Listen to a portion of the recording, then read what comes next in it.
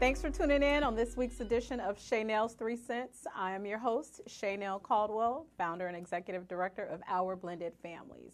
Again, we want to thank you for tuning in to the show here on VoxWave.com. We also want to say hi and a special shout out to our folks watching on Facebook via my personal Facebook page. Before we get started with our guest today, of course, I want to run into my awesome 3 cents of information that we pass out. The most recent thing that's going on in this wonderful United States of America is we recently found out that the suspected person that has been sending packages of bombs to a lot of folks that are affiliated with the previous Obama administration has been caught. So they do have a suspect of interest in custody this morning. So very excited about that. This has definitely been a very interesting week for those of you that have been under a rock and or in a SCEF and or busy with classes or work or your children. We had I think the total number as of today was 13 packages of pipe bombs that were sent to individuals, including Senator Cory Booker. There was one intercepted in Sacramento, California this morning that was intended to go to Kamala Harris, Senator Kamala Harris. There was also one sent to New York for Hillary Clinton. There was also one sent to President Obama. Also another one sent to our former CIA director, John Brennan. So again, it was a very interesting time because there were a lot of evacuations, primarily up in New York and the surrounding areas. Most of the packages did come from, or rather they originated down in Florida, and apparently that's where the suspect lives. And so we're all looking at not only how these things happen, but we're looking more into how can we prevent these things from happening.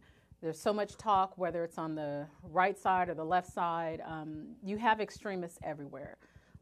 There are certain things that we can do to kind of curtail that behavior, but in everything that we say, everything that we do, it definitely starts with you. Are you contributing to the negativity that's going on in our society? Are you contributing to the negative behavior in your community? Are you uplifting your community? Are you supporting people in your community and, of course, in the surrounding areas? Mostly right now we can say yes and no. We know that those are in power in our current administration. We believe that they have done quite a few things that have incited a lot of violence, particularly the gentleman that's running the country, our president. And he has also had some really frustrating tweets that he has been releasing the last couple of days about the origin and, of course, about a lot of the hate that started that. We have to be mindful that this is our world and it's exactly what we make it. If we want to bind together and do things to improve our status, we can do that. We can connect with resources. We can connect with individuals and entities that are working to uplift the community. We can get out and vote, which is very important. We'll be discussing that at length on next week's show. But we have to be mindful that we are responsible for the things that happen. So if you see something, say something. I know we see that all the time at the airlines. It came out from the FBI, but you want to make sure that you're taking care of yourself, your children, your family. If you see people that are inciting violence and spewing hate language, that's an opportunity for you, if you don't want to say something, but to at least say something to someone that you know, because oftentimes people aren't aware that the things that they say may be offensive and or they may be construed as being hateful and or they may be racist and or offensive to a lot of different cultures. So we have to be mindful of that. We always want to make sure that we're doing our due diligence to take care of each other. It's a society that we live, and we're only going to get one. So with that, we're going to go into a short break, and we're going to come back with my guest for today. Professor Kevin Austin II is back so that we can continue our discussion around all things communication. We're also going to poke a little fun about male-female relationships and interactions and how sometimes communication can get in the way of us doing what we need to do to be healthy and happy in our relationships. So again, we want to say thank you so much for tuning in, and we'll meet you back after this short break.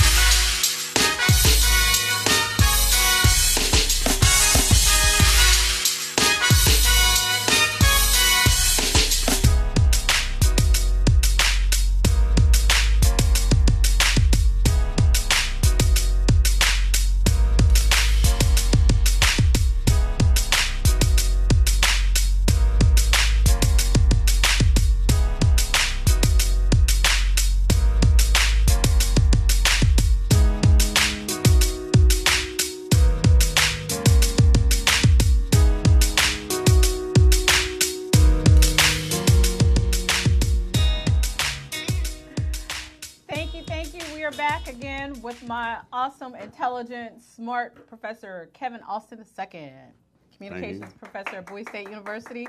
If you weren't here last week, you missed a great show, but we're going to loop you in and keep you up to date with what's going on. So if you don't mind, again, give our viewers a little bit of background on who you are and the things that you've accomplished in your illustrious teaching career, all things communications. Okay, well, thank you again for having me come back and talk to you. For those who don't know, I am a college professor. I teach at a couple different colleges.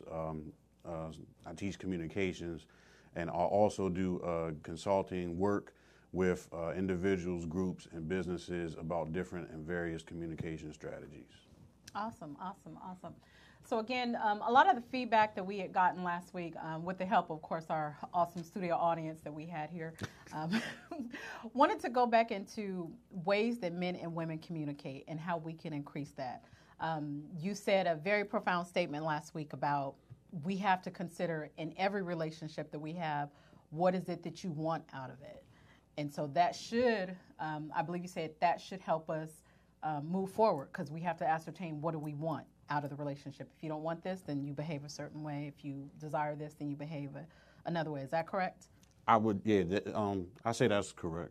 That's pretty accurate. You know, you got to know where you're going so you can know how to get there. So that was the key takeaway from that statement. Okay.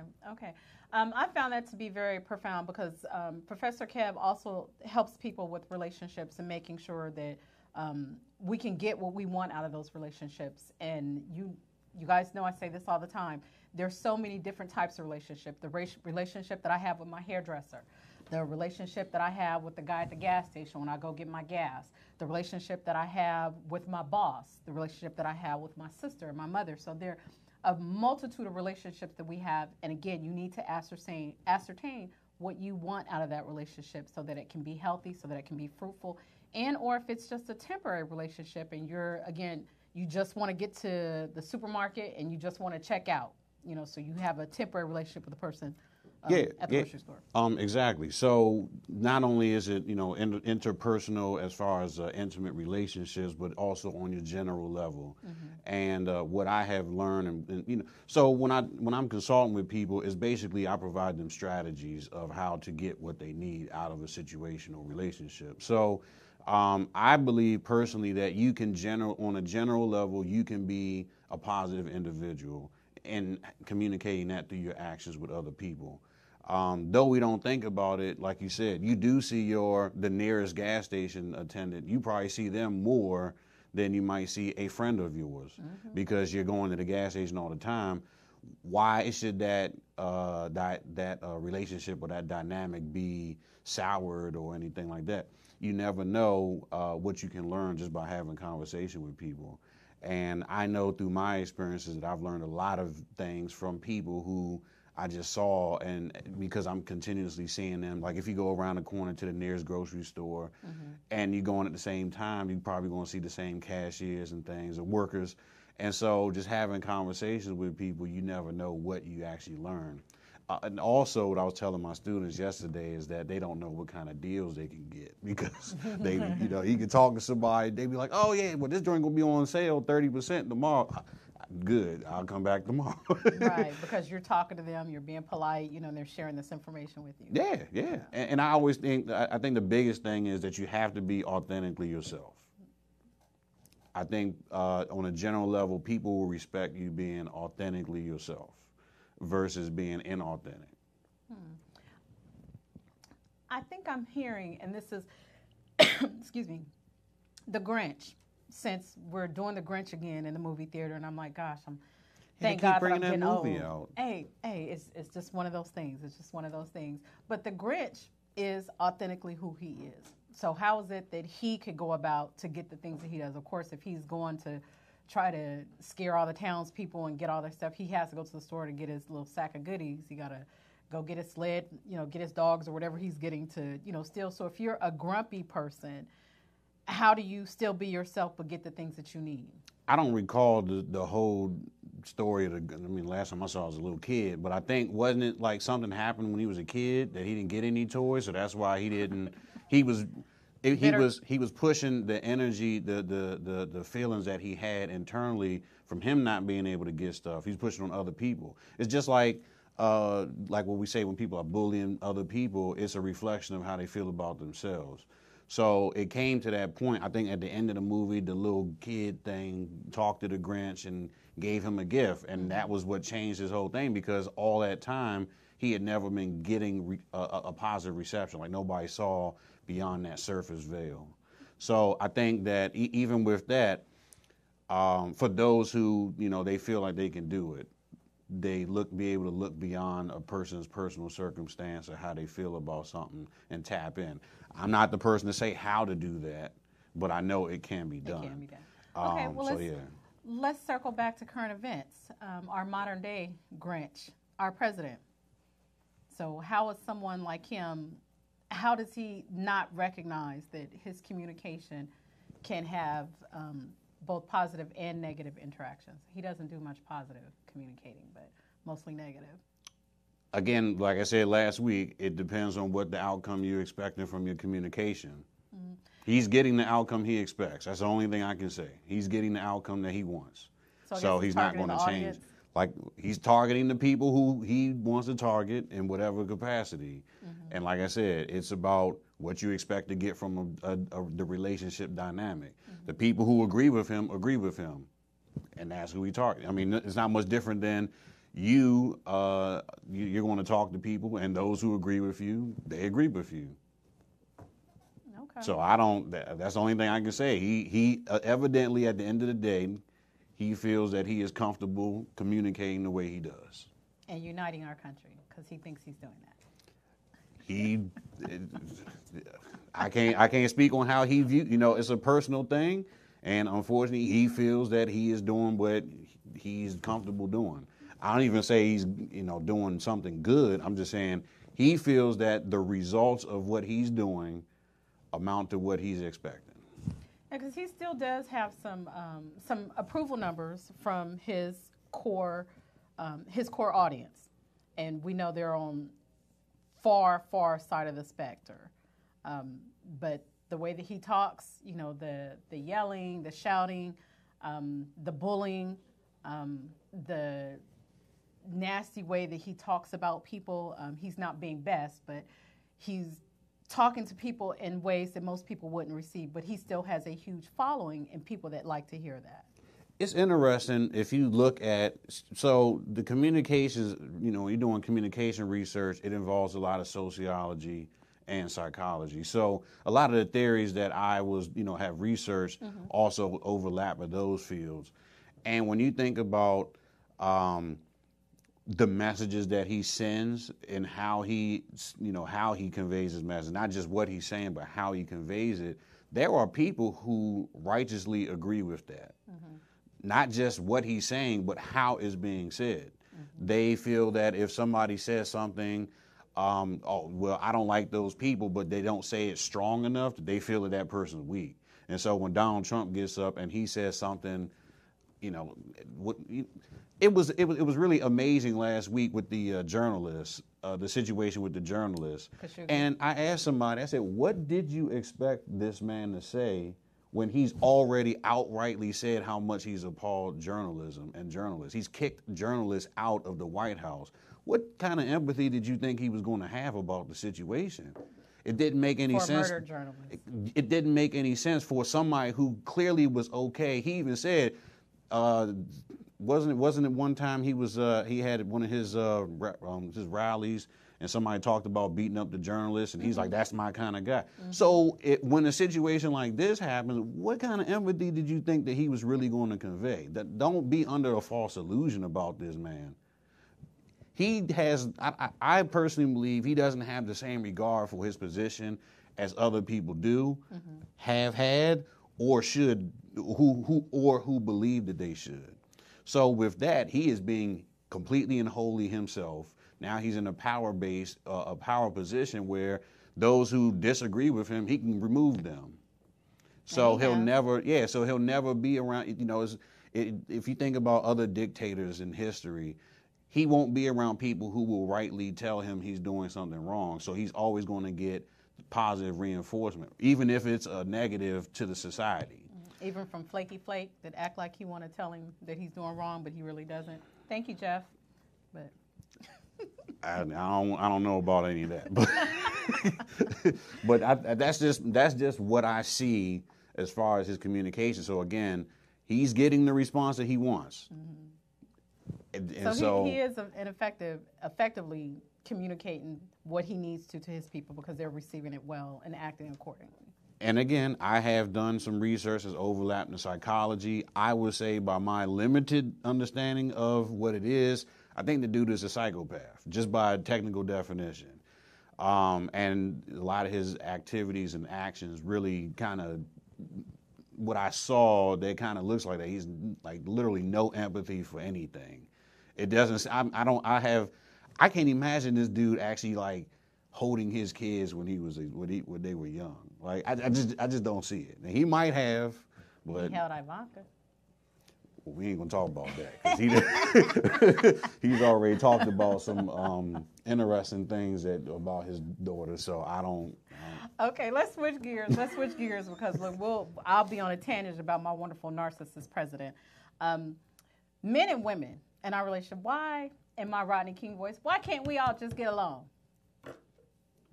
I think we can. I don't see any reason why we can't. You think so? Yeah. Okay. I get along with you. Yeah, we just met. No, I always find it interesting when we hear, particularly me, because the work that I do, working with parents, there's so much animosity, and we understand that the animosity is oftentimes rooted in hurt feelings and hurt expectations. And so we tend to see, particularly in social media, you see these memes, you see reports, people that are complaining, well, men are like this and women are like this. And I'm like, well, do you really believe that? Have you had any healthy relationships? Have you learned anything so that we're not male bashing, we're not woman bashing? I think one of the biggest detractors, social media is a tool. And like any tool, it can be used in a positive or negative way. And I think that when you as an individual choose to continue to find negative reinforcements of your personal values or your personal ideas, you will continue to have that. We are what we eat. Another way I state to my student, we are what we consume. So if you're consuming negativity on the front end, you'll regurgitate negativity on the back end. Soon as one person does something wrong to you, see, I told you, that's how they all are. You see what I mean? Versus saying that's an anomaly, or maybe did I make the right choice with this partner or something like that? Like, what was some of the things that I overlooked early? Of course, if you talk about the relationship dynamic. So when you first meeting people and you get the googly eyes and the butterflies in the stomach. Intimately. You tend to overlook some of the things because the good kind of feels like it outweighs the bad. It's a better feeling in the good than the bad. Well, over time, that bad starts to, seep out, come out the cracks. And then you're like, man, I didn't know that you pick your nose all the time or something like that. I don't know. But. Okay, I don't appreciate you glossing over that, so I'm going to have you repeat that. That in the beginning, when men and women tend to meet each other, they tend to overlook some things that they realize down the road, this is a problem. But see, I wouldn't even say that's an intimate relationship dynamic. It could be anything. You go look at a new car on the car lot, it's nice and shiny and clean. It's always new. You make a new friend or something like that. Of course, when you first meet, you're clicking and everything like that. Then come to find out that they're shady, or that they flim-flammy, whatever the case is. And then you're like, I'm not too hot on this person anymore. So It's not just an intimate relationship. It could just be any relationship. When you first meet, if you connect with somebody, it's probably going to be a stronger connection than a looser one. But as time progresses, you see if it pans out or not. I think that with me, I haven't had too many connections with people where it was like average at the beginning and then it got stronger over time, with friends and things. It was either strong from the break, like, okay, I can vibe with this person. I don't have a lot of friends. Is that normal or is that individual? You think it's individual? Looking at individually myself, I have a personality where I tend to keep people at distances. just so I can fill them out and see what they're about. There have been a couple of people who, you know, we might vibe and it would just be continuous. You know, it's a continuous thing, seeing where their mindset is and how they operate in the world. That's kind of the ways that I choose my friends. Like if I say somebody's my folks, my homies, whatever, I'm looking at not only how we interact, but how they interact with the world. Because my name, you know, your name is not just your own name. It's a product of everything that's around you. So like they say, there's a saying that you are the product of your 5 friends, the 5 closest people to you. So if your 5 closest people to you and 3 of them is out doing dirt or I don't really know what they could be doing, but if their name is tarnishable, if they don't, you know, if they don't have that you know, mean what you say what you mean kind of thing. And that's something I look for. With other people, well, yeah. So that's what they're going to look at. And that's what they'll look at with you. Like, you know, oh, so you cool with that dude? You know he be doing this and that and that? So what does that say about you? They may not know you personally. And then I also think about, I wouldn't want any of my friends to name drop me and they be on some shady stuff. Because now I'm involved in some shady doing. So I'd rather have people who I can respect and be like, yeah, I know he's a good dude. Because guess what else? Think about this. You met me through somebody else. Their name rode on me. Whoops, I'm touching the mic. But their name rode on me. So because of them, your relationship with them, they vouch for me. And that's why you know, reach out to me to invite me. But if that person was a shady person or something you want to deal with, you'd be like, oh, no, I'm not really sure about that. Yeah, she's shady. No. Hey, boo. Okay, so going back into, you know, men and women, I got a lot of bitter women that, again, I think the problem is, and I always say this, is how you communicate and how you assess what do you want from this man. For dating, there are a lot of dating memes out there. There are a lot of dating apps out there. There are a lot of people out there that actually are giving advice and teaching people better ways to date, better ways to communicate. And I think it's always important, particularly for women, to know that men are different from us and that men communicate differently than women do. Can you expound on that for our viewership? What are we talking in general? Or are you talking about in a specific circumstance? In relationships, particularly, how men and women communicate differently. I mean, that's broad. So you got to find, you know, give me some examples or something. Well, I think we still forget. And since you mentioned, let's go ahead and ask our engineer to pull something up here on our iPad.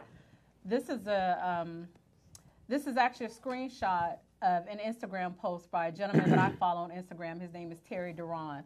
And I really enjoy the content that he puts up here because he's very honest about how men communicate different from women. And this particular post, for those of you on Facebook that can't see it, it says, if a man tells you that he doesn't want a serious relationship with you, it doesn't matter what his actions are. He's not leading you on. You've clearly been told what it is. A man can be nice to you, respect you, and treat you like a lady without wanting to be in a relationship with you. Because if you need a man to treat you like crap in order for you to believe that he doesn't want to be with you, then you have mental issues that need to be addressed. And it's signed at Dear Women I Haven't Slept With. So, again, I thought that was profound because a lot of women don't realize that when men say things to them, they're like, oh, well, he don't mean it. And which is the wildest thing in the imagination. I don't know. You can help me out with that because you're a woman. I have never, like... We're done, Ron. I'm not somebody who says stuff that I don't mean. You know, I definitely and wholeheartedly agree with the sentiment of this statement. If a man is like, no, I'm not really interested, I don't think that there's any wooing or changing of that. We can't change your mind? Not about certain things. Not about certain things. Because it's a concrete thing. And the issue may not even be you as a woman. I think a lot of times people take it, women will take it personally, and then that's what kicks in the desire to want to change that. There's nothing wrong with me, so I got to make him see that there's nothing wrong with me. His thing is, I just am not interested in a relationship with anybody, period. Unless it's the right one. Okay. That's the biggest caveat. That's like the parenthesis in the parentheses, unless it's the right one, whomever that right one might be. I was just watching before. I'm sorry. No, I just yesterday was watching this YouTube video. It talked about Will Smith and Jada and how they got. He wanted to get at her when she was on Different World. He ended up finding the other young lady. He still liked Jada, but he ended up finding the other young lady. He married her. Mm-hmm. And he said that, time had went by. He didn't believe in divorce. And he said he was at dinner and he looked at his woman. He's like, he just felt like he wasn't supposed to be there with her. He said he was with the wrong woman. And he said, lo and behold, like a week or so later, she asked him for a divorce. And he was adamant about, no, he's not getting divorced. And she said, are you the kind of man that's going to keep somebody who don't love you? And that's what made him get a divorce. Then he ran into Jada, somehow, and that connected. So when it's the right one, it's going to be the right one. But everything outside of that, like I'm sure, at that time in his career, I'm sure Will Smith had everything thrown at him. So he wasn't worried about all of that. So it's just I think that it goes back to what I said, that a man isn't going to change unless a man wants to change. So a woman really can't play a part in that. Sometimes, like that segment said. I'm like, y'all hear that, ladies? Yeah. Oh. Like the segment said, if a man tells you that, no matter what his actions are saying, because generally speaking, men don't want to be harsh to a woman because we understand how it feels to be rejected. We get rejected quite frequently on a general level. Because you all do most of the because you women act like you don't know how to use your mouth for anything unless it's going to get a job or fighting for your rights and things of that nature. But when it comes to finding an attractive man, you can't say anything. I don't understand it, But anyway, so back on that. Yeah. Anyway, so with that being said, men want to. They don't. If they say it and you're not getting it, of course I'm gonna still go over and take your dinners. If you still cooking me dinners and you want to massage me and stuff, I'm not gonna say no to that. But I've already told you that it shouldn't. I don't want this to progress anymore. It's not going to. And for the most part, nothing about their situation is going to change their mind. Mm-hmm. So it's still a lot of wishful thinking on behalf of a lot of women that if I feed him enough or if I buy him enough for things, he will change his mind and he will eventually like me. Because I think it's taking a personal thing. Mm-hmm. Well, why doesn't he like me? I'm a good woman. I'm going to show him. Mm. And the man is like, it's not that you're not a good woman. I just don't want to be with you. Mm. But if you still offering to cook me dinner, and especially if I'm a single man and I ain't got nobody cooking dinner, I'm going to go over there for a free meal. I'm going to give you a Chick-fil-A coupon. There's also that old adage that men lie. I actually find men to be quite honest. And I think a lot of women don't hear the honesty in men's voice. Like you said, when they say, well, I'm not interested, we're like, well, I didn't hear him say that. He said that he was coming over. So I'm like, he said he wasn't interested. But yes, he's still coming over. But that doesn't mean he's interested. So I think women get ambiguous on the front end and men get ambiguous on the back end. That's deep. That's deep. Because they also talk about women are conniving. I've never heard that before, but I heard apparently someone said that women are conniving. Conniving? I mean, I don't know about conniving, but women. But again, that tends to be, like you said, that tends to be on the back end because we're kind of hoping that we want you to have a good interaction, and whether or not it goes anywhere, that's neither here nor there at this point. But in the beginning, if this information is clearly said to you by a man, then I think that we need to accept that and move on because it's a big world.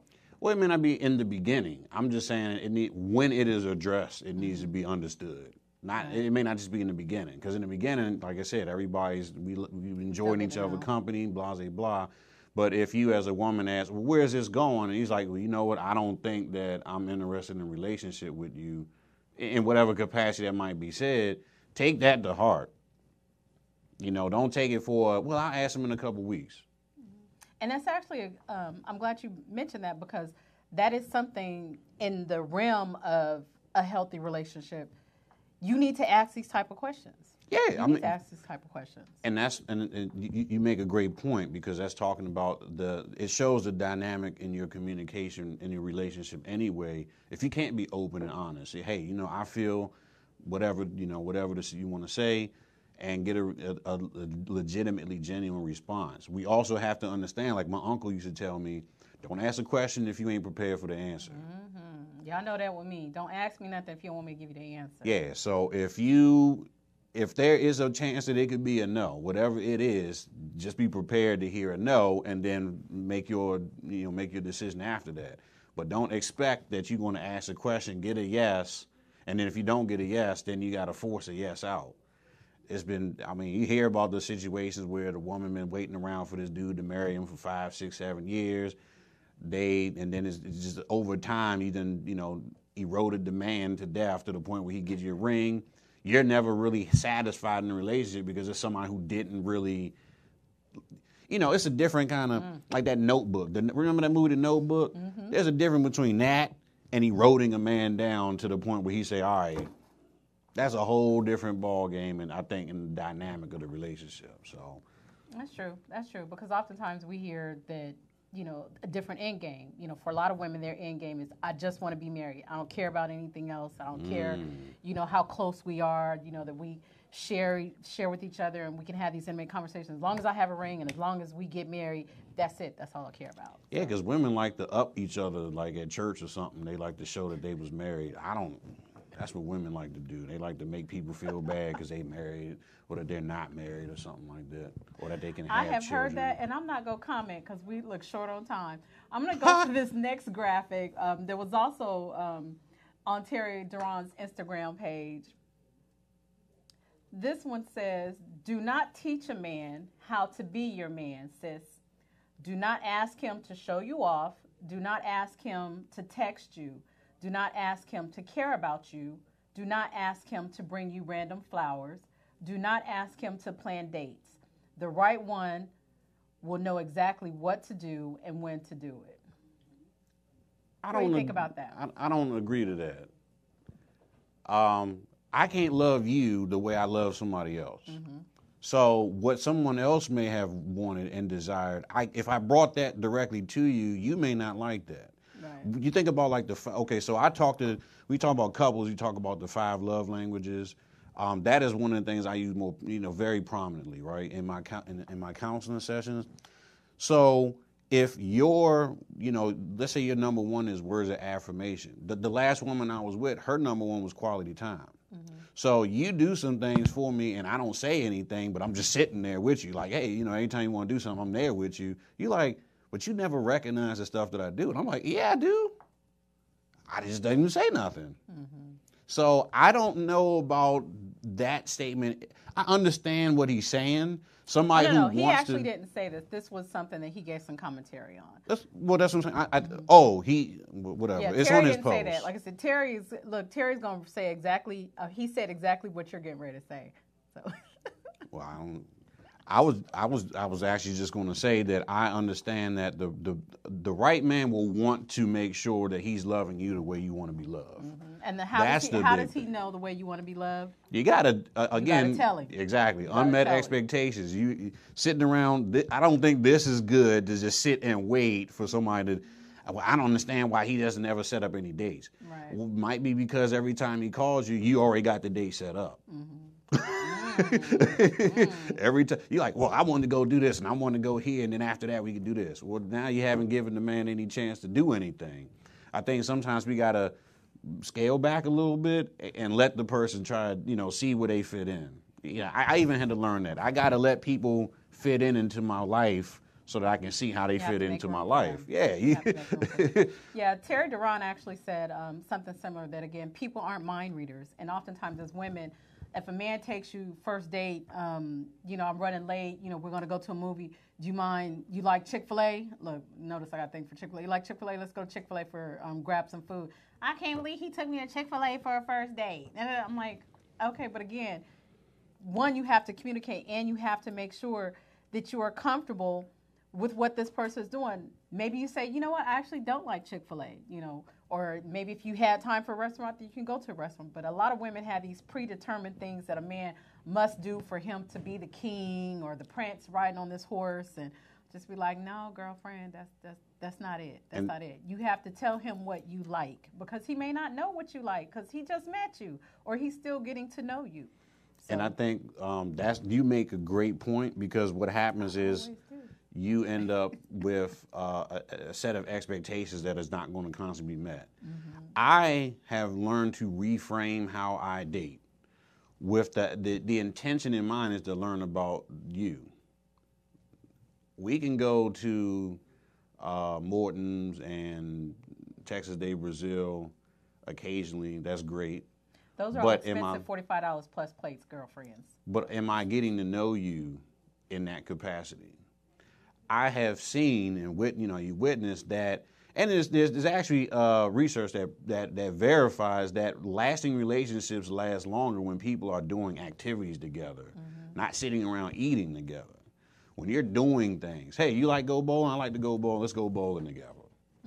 And I'm going to actually interject on that note, because there was something that our good friend Pamela Hawk mentioned when we spoke a couple months ago.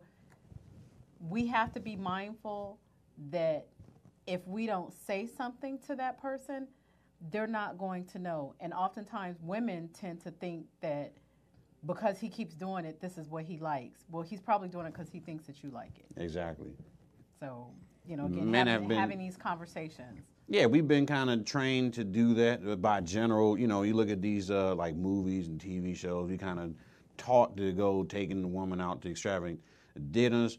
But on a general level, when I ask women how those relationships lasted after those extravagant first dates, normally they don't go anywhere, because you're not getting to know the person. You're going for an experience that is otherwise. I mean, think about how unfun an experience is when you're doing basically an interview over a steak dinner, when you could go to that same restaurant with your girlfriends and have a blast, because y'all already know each other. And so the setting doesn't dictate how much fun you have, because you already have a relationship with each other. So y'all could go to Chipotle and have fun. So I always say, why not incorporate that in the dating dynamic? If you find some things that you all like and enjoy doing, do those things together. Now, if you both are always at Roof Chris, then go to Roof Chris. But if you know that generally you ain't going to Roof Chris, why do that? You're putting on airs. You're putting on fronts that you're not going to continue to do. But on a general level. More importantly, like you said, you need to talk about it. Definitely. Talk about it. Definitely. It's always the communication. So. And I recommend, because I know we touched on it before, that if you're not comfortable, again, at any stage, you're not comfortable talking to them face to face, send them an email, send them a text message if you, get a little nervous, but make sure you have some type of communication. I would say do that face to face. The stuff over the emails and this text messaging can get very ambiguous. Nobody knows sarcasm. If you can't have that conversation with that person face to face, it's probably. I think in the beginning, it may be difficult in the beginning. But you still need to have the conversation. People have been doing these things way longer than technology has been around. So you gotta the only way you'll know. Disagree. Well, the only way you'll know communication is open is if you can openly communicate. But I think you need to build up to that, because again, some people aren't receptive. If they're not, maybe they're not the right person for you then. Or you're still learning how to talk to them. So again. So what you got? We're gonna agree to disagree. And as we wind down, we're gonna get into our segment, Ask a Grown Man. Oh. So of course we have our questions. Look, our pre-selected questions that we're going to ask Professor Kev. I'm still a kid at heart. Does that count? No, there's some grown man stuff. Okay. So, first question, family. Category is family. Who is responsible for birth control? Consenting adults. Wow, that almost bears repeating. Consenting adults are responsible. Okay. Finances. Who is responsible in a relationship for finances, and why? Can I repeat the question? Can I repeat the answer again? If you don't have financial maturity, it probably isn't going to bode well in a relationship. So I think the biggest thing is to focus on learning that yourself, and then bringing that to the table. When you talk about the household dynamic, you don't just want. it is okay if one person is the one that's in charge of it, because we always got to work on people's strong suits. So you might bring, like I said, you might bring something different to that relationship to that person. That person might be very financial savvy. That's fine. But who, as far as which gender should be in charge of that's all your personal. This is your personal relationship and how y'all dynamic works. I got a cousin. She handles the financials with her family. I got a colleague. He handles all the finances with his family.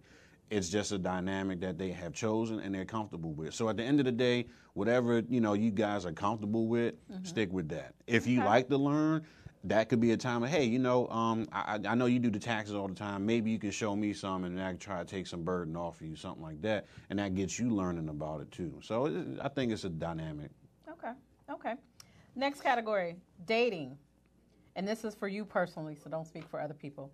Does a woman's looks or finances play a role in your interests? Well, looks is going to be first. I have no way of gauging your financial acuity when I first see you. So looks is always going to be first. Because I have a pretty solid financial acumen. I've worked in the finance field and things of that nature.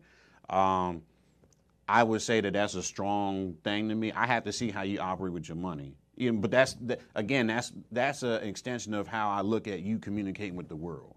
So if you go out and excessively spend, but you don't really have a plan or how to get that, to managing your finances, I think that says a lot about how you might handle other things in the relationship. So first it'd be looks, and then secondly, I'd see how you operate with the money.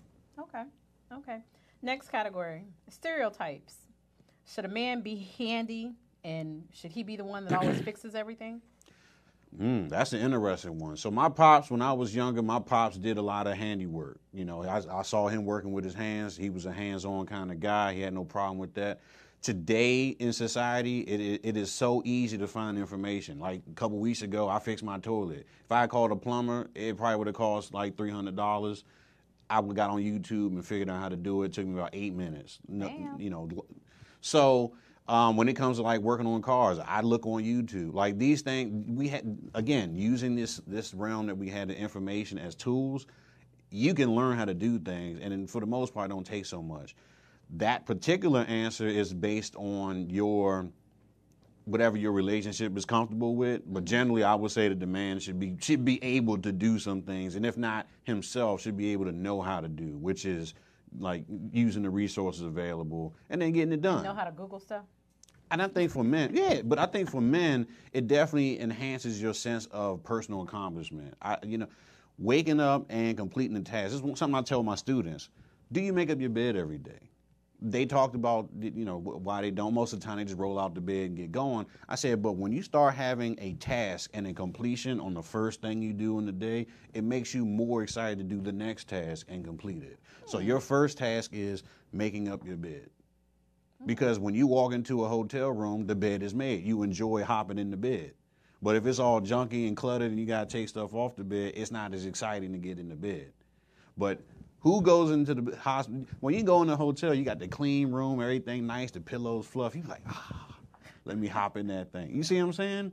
So if you make the bed in the morning, you've already put your mind to a task, and then you've completed that task. No matter how small it is, it plays a big part in how you challenge yourself throughout the day.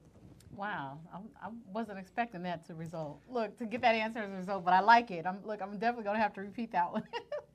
Okay, second to last question. Family category. Advice to young men. Any advice to young men?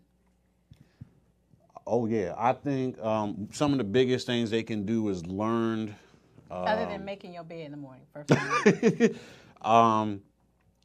Learn, I think, personal responsibility, and then having fortitude. There's a word I like to use, industriousness.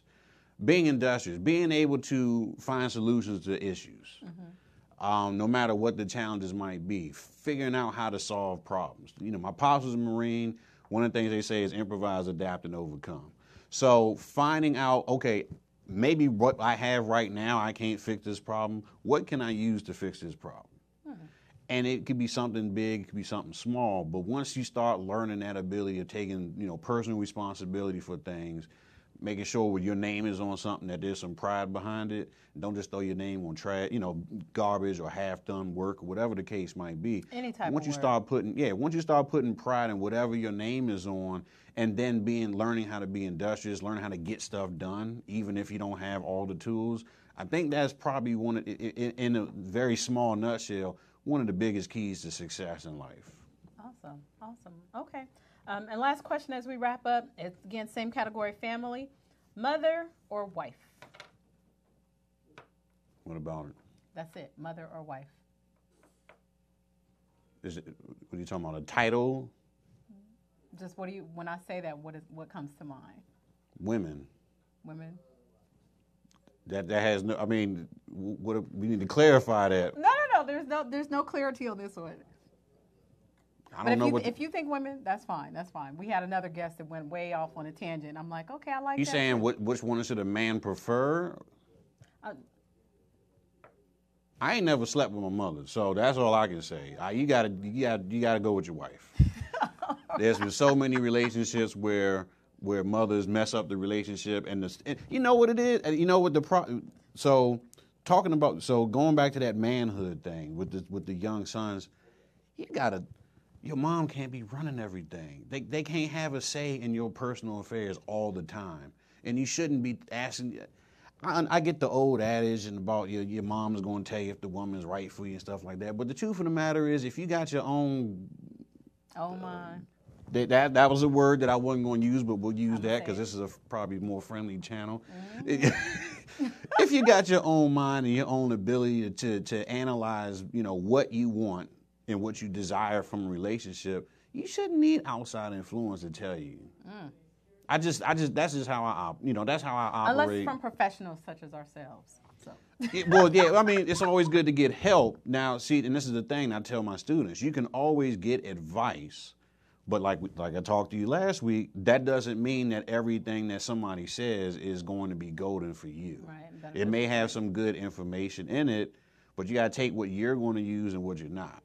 Okay. So, in the general level, I say, in that dynamic, I would say your wife comes first, but with the understanding that, especially if you're like if your mom was a single mother or the fathers may have died or something like that, you may be needed by your mother. But on a general level, I think that, the household is probably a higher priority. I mean, because think about it. Your mom wants you out the house. Like, do your thing, live your life. So. That's true. It should be true. So again, we want to say thank you so much for coming on the show to follow up and wrap up our communication segment. Can you tell our viewers how to get in touch with you, how they can find you on social media? Yeah, so you can reach out to me, Introverted Kev, on Instagram and Twitter, Introverted Kev. Awesome. Again, we're going to have Kev's website, his information on our website. You can also find his information on our Facebook page at obf4u.org under Facebook, or you can go to our website, www.obf4u.org. Again, we want to say thank you so much for tuning in for this week's edition of Shaynel's 3 Cents. We see you back next Friday. And remember, we hope you like everything that we said, but if not, at least you heard it. We'll see you back.